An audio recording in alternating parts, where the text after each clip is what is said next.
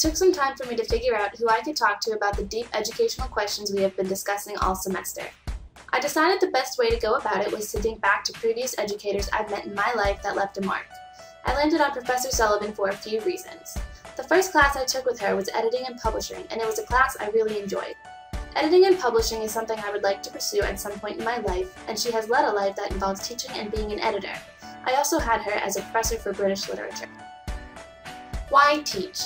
Professor Sullivan felt that she was born to do it, even though she had no intentions of becoming a teacher. She majored in English in college, not knowing where she wanted to go with her degree. When she got out of college, she was offered a job where, if she saw it, she would get paid to stand in front of students and talk about books. It was like a dream. She also believes it's important to pass things along to the next generation, and what they do with that information is up to them. She believes that parenting is the most important job in the world and teaching is right beneath it.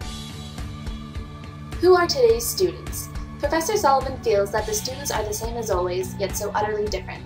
She feels that technology has made a rather large impact on students with all the social networking. Students don't have to go too far to get information, but they need to realize they need to find the quality in what they are looking at on the internet. She finds students to be so busy these days, yet so serious about what they're doing. She acknowledges this generation as a visual one and that it is harder to get and hold student attention. She has observed many classes and found so many different things going on in each class and that they're very interesting to watch. What makes a good teacher?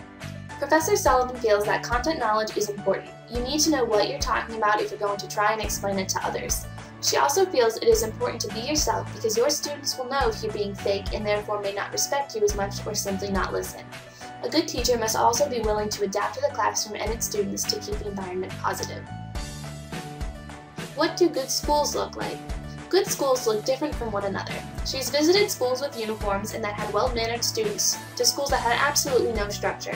Chaos everywhere is not a good school, but these schools are not often found. The most important thing is for students to feel safe. But students need some sort of structure and someone needs to be in charge. Ideas need to be valued and there needs to be an intellectual atmosphere. Students should be awarded for being smart and working hard. The appearance should look nice because students may begin to think if no one else cares, why should I?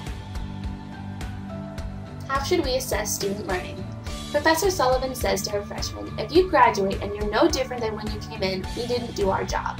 She believes in assessing in a variety of ways to help provide different ways to access multiple intelligences.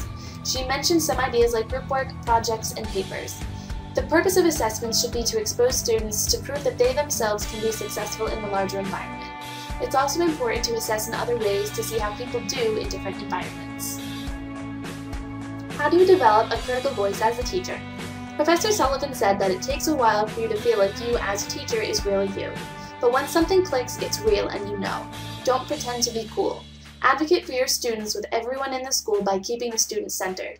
A teacher needs to have a voice in the community and should be an activist. You should keep up with local organizations and politics. It's also important to present the pros and cons of almost everything to present both sides instead of one. For my roadmap, I wrote something like this. In 2 years, I will have my master's degree. I will still be in Massachusetts where I hope to be focusing on English. In 5 years, I will have a full-time position where I hope to focus further on teaching creative writing with high school students. I will be sure to focus far less on exams as much as I can and allow students to work and cooperate on bigger things than tests. I may also try to coach the soccer team at the school. In 7 years, I want to be a professor at a university or community college and eventually write a dissertation about something awesome. I also hope to have become a published author. Professor Sullivan liked the ideas I had developed in my roadmap. She liked the perspective I took about not wanting to mold students, but to simply guide them to where they wanted to go. Going back to the editing and publishing theme, she said that teaching experience makes you valuable when it comes to educational publishing, and that there are ways to edit and teach together. Talking with Professor Sullivan was a great experience, and I know I chose the right professor to talk to. I too began college as an English major not knowing where I wanted to go, and I now find myself on the road to becoming an educator and having that as a big part of my life in the future. I am thankful that she took the time to chat with me and for the advice that she has given me.